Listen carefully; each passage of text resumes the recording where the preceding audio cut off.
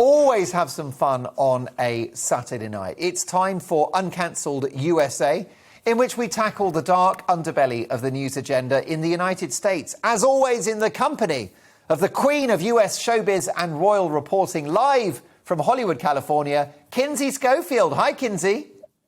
Oh, so good to see you again, friend. Thank you for having me. Hi, Kinsey. Earlier in the show, we were talking about something called seasonal affective disorder. And this is the winter months when it's dark outside and we get a bit gloomy. That doesn't happen in California, does it? It sort of does. I live right by the beach, and we have, this fog. I'm spacing on the name, but we have this fog that kind of hovers around the beach. So you do tend to get in a little bit of a funk because it's so dark and gloomy, but it's very temporary. There's a lot of sunshine over here.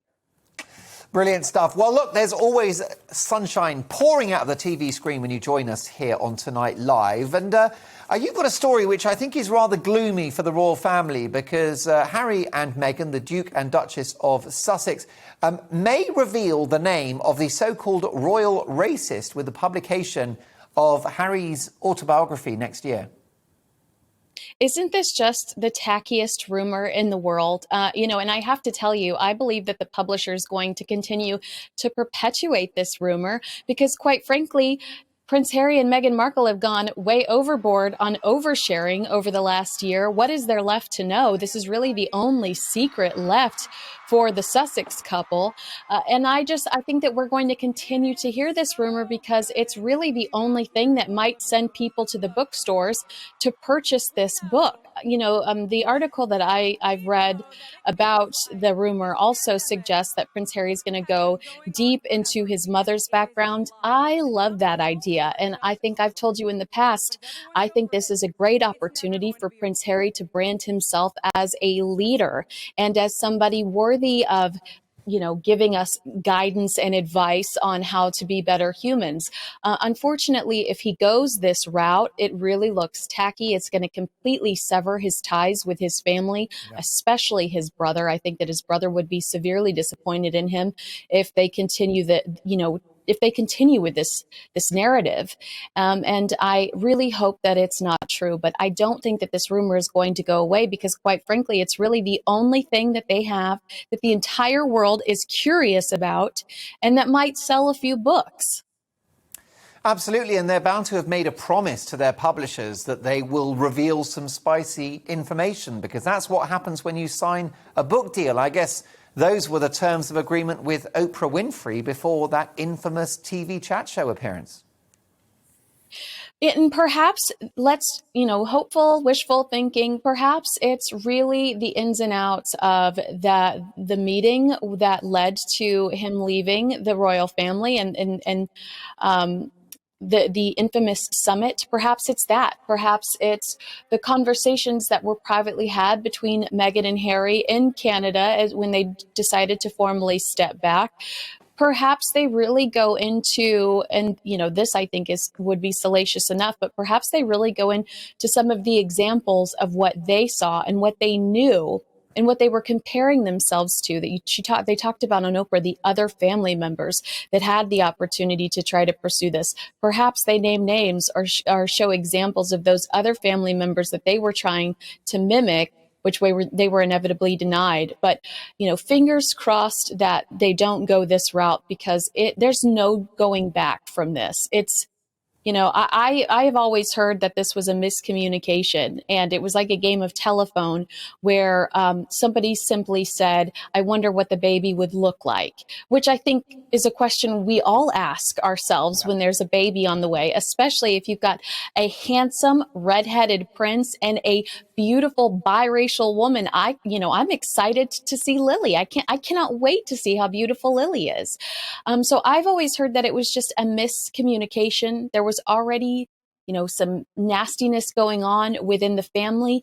And it was said to Harry, who repeated it to Meghan, and perhaps it was miscommunicated or she took it the wrong way. And I have to tell you, that's the story that I believe. I don't believe that there is a racist within the royal family. I believe that they do have sweet, sincere hearts. And I'm disappointed that this rumor continues to pop up, but I don't think it's going anywhere.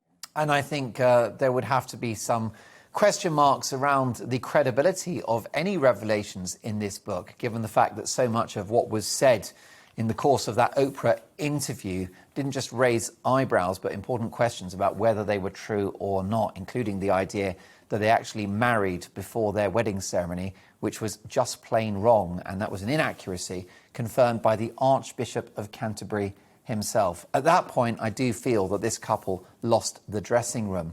Well, Lily, I'm sure, is a beautiful little girl. Her great-grandmother, the Queen, is in the news. It's been revealed, Kinsey, that she's personally paying for Prince Andrew's defence against allegations of sexual misconduct.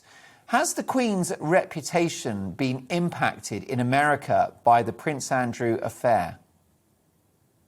I have to tell you that I saw this story yesterday, towards the end of the day. And in LA, that is what you call like a news dump. If you're about to get a divorce and you're a celebrity, or you are about to plead guilty to something and you just want it to go away, you dump that on a Friday and hope nobody sees it over the weekend. So I did make that connection there. We are in no way, shape, or form disappointed by the Queen. We're not affected negatively by this. It's actually something I think we expect from Prince Andrew. We're disappointed because we feel like she's being taken advantage of, for sure. If I'm being honest with you, I don't think we hold Prince Andrew in high regard here in the States. And things went south when we saw the photo of Prince Andrew and Jeffrey Epstein post Jeffrey Epstein being locked up. It's, guilt by association. You are who you associate with. And so I think that that's when things went really south. But to take it even further, we associate Prince Andrew with Fergie, who Americans love as a character, as a silly character. But in America, she's hawking Weight Watchers and, late night commercials where she was trying to sell blenders. So the high esteem that we hold somebody like Prince William or, the Duchess of Cambridge, it is not the same as we hold somebody like Prince Andrew, who he was just kind of there, and now he's in our faces for the worst reason ever.